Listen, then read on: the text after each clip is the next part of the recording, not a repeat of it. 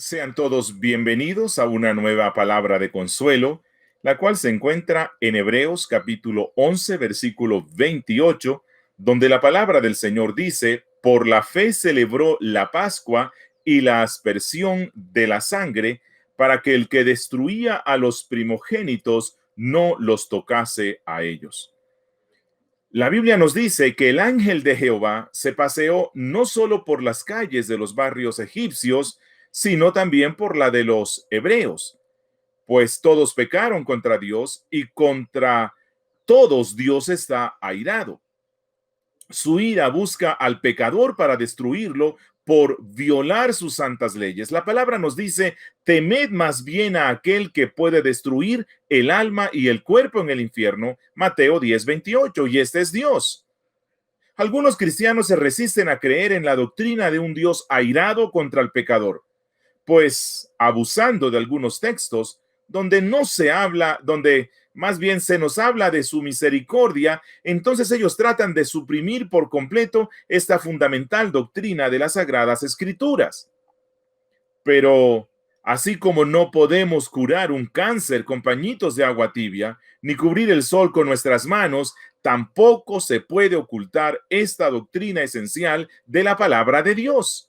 El ángel que causaba la muerte sobre los primogénitos tenía la orden divina de matar a todos los pecadores primogénitos, y esto incluyó también a los creyentes hebreos.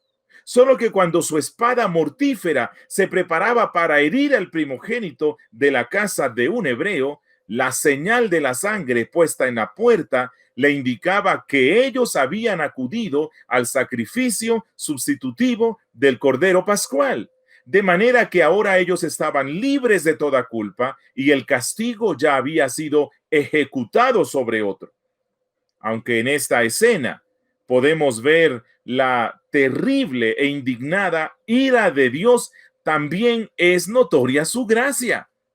Dios mismo era quien pasaría por todas las casas de Egipto, causando la muerte de los primogénitos. Escuchen lo que él dijo: a la medianoche yo saldré por en medio de Egipto, yo, Dios, y morirá todo Egipto.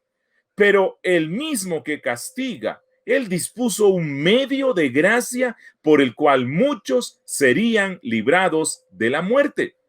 No todos serían librados, pues los egipcios no recibieron la instrucción de la celebración de la Pascua, lo cual nos recuerda la doctrina de la elección y la reprobación, es decir, que a unos Dios elige para salvación, mientras que a otros los abandona en su propio pecado y obstinación. Solo aquellos que creyeron en la palabra de Dios a través de Moisés y que confiaron en la muerte sustitutiva del Cordero, rociando las puertas con la sangre del mismo, conocieron el favor divino y fueron librados de gran sufrimiento. Mi hermano, ¿cuántas veces el Señor nos ha inquietado para que hablemos de Cristo o de su palabra a otras personas y no lo hicimos? Porque llenamos nuestras mentes de razones carnales, argumentando que será en vano, que la tal persona no va a creer, que no escuchará y mucho menos vendrá a Cristo. Pero cuando hacemos esto, manifestamos incredulidad frente al poder de la palabra de Dios.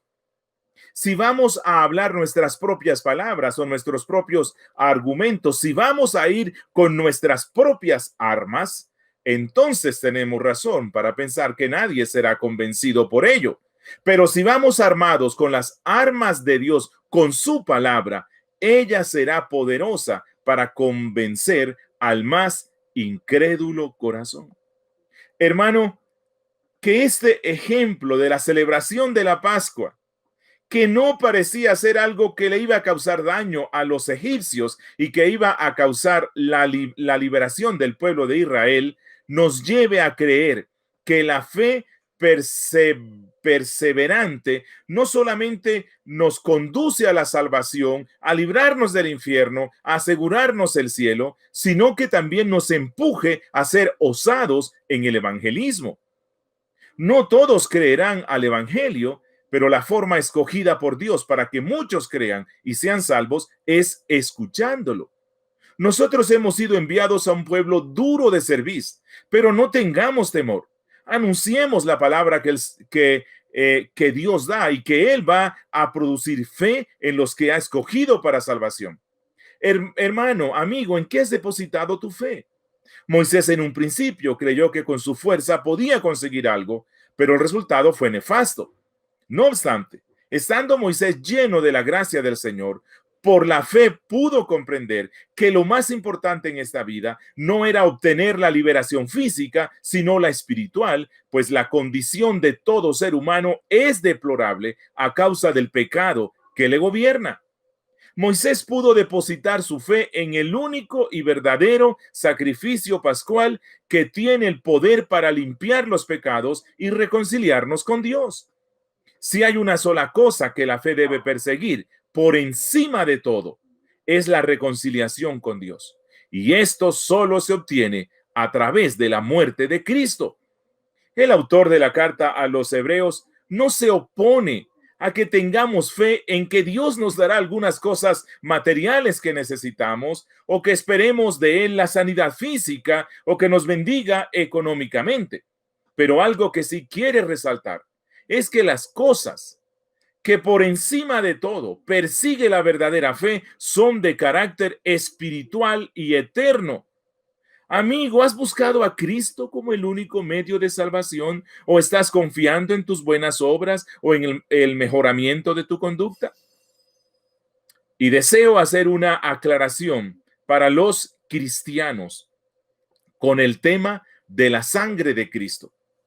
Algunos hermanos bien intencionados han tomado como costumbre pedir que la sangre de Cristo cubra sus cuerpos, que proteja su caminar, que la sangre de Cristo limpie sus casas, que la sangre de Cristo purifique objetos, entre otros. Pero hermano, con todo cariño te lo digo en el nombre del Señor, esto nunca debe hacerse, porque la sangre de Cristo fue derramada únicamente para obrar como el sacrificio sustitutivo que reconcilie al pecador arrepentido con Dios. La sangre de Cristo nos limpia de todo pecado. Y hablando en sentido espiritual, cuando ella es aplicada a la puerta de nuestro corazón, la culpa por el pecado y su respectivo juicio queda anulada, viéndonos Dios a partir de ese momento como si nunca hubiésemos pecado. Los ritos del antiguo culto judío solo tenían como fin enseñarnos de manera gráfica lo que Cristo obraría en nosotros de manera espiritual. La sangre del cordero se roció sobre la puerta, la sangre del cabro se rociaba sobre el propiciatorio, pero tanto la puerta como el propiciatorio eran sombras de realidades espirituales más profundas que luego nos fueron reveladas en el Nuevo Testamento. La sangre realmente representa la muerte, es decir, somos limpiados de nuestros pecados y somos perdonados por Dios con base en la muerte del Señor Jesucristo. Oremos. Padre nuestro que estás en los cielos, queremos darte gracias por tu Hijo Jesucristo, por su muerte en cruz, por esa sangre preciosa que fue derramada para nuestro bien. Y al creer en ti, tú has aplicado esa sangre a nuestras vidas, y ahora somos libres de la muerte eterna, somos libres del pecado. Hemos sido justificados por pura gracia. Ayúdanos a vivir con esa convicción en este día, en Cristo Jesús. Amén.